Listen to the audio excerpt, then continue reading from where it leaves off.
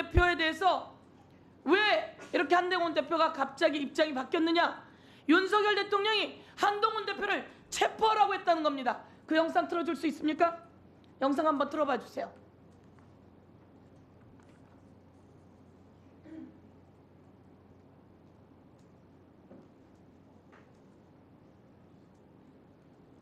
저기는 바로 한동훈 대표 바로 옆방에 정책위 의장실이에요.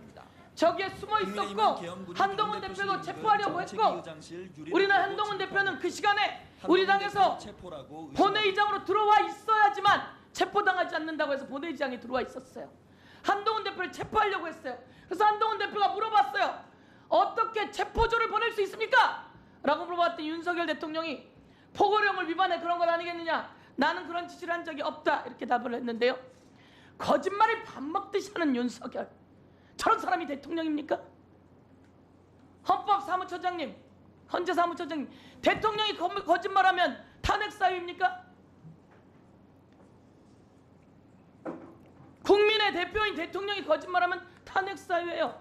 박근혜 대통령 거짓말한 게 헌재에서 만장일치로 인용된 탄핵 사유예요.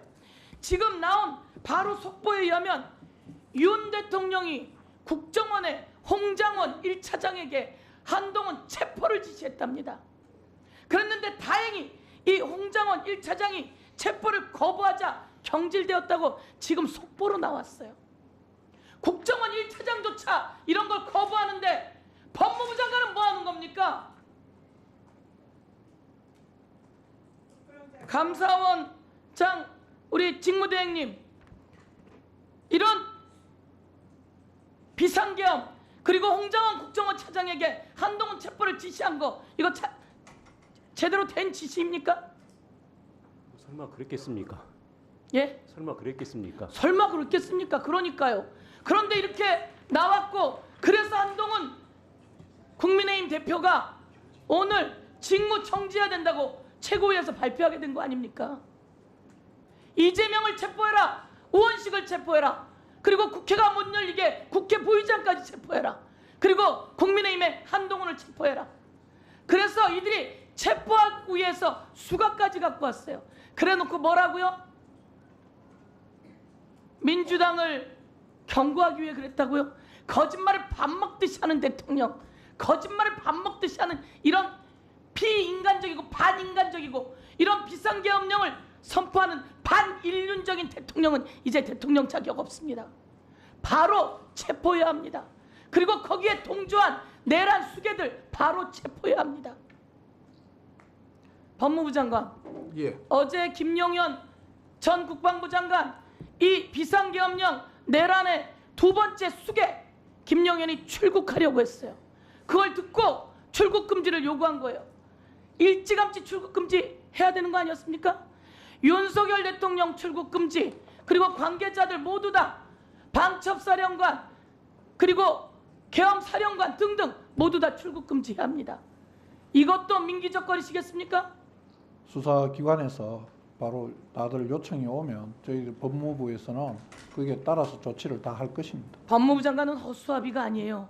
이럴 때는 근데 그 절차를 저 의원님 아무리 그러셔도 저 수사기관에서 요청할 때 그래서 있고 법무부 장관이 공범이란 이야기가 나오는 겁니다.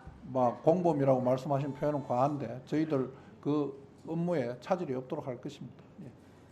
국민 여러분께서 대한민국을 지켜주신 거예요.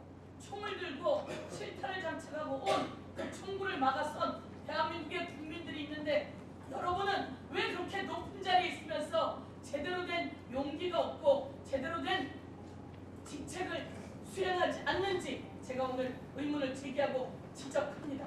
이상입니다. 네, 수고하셨습니다.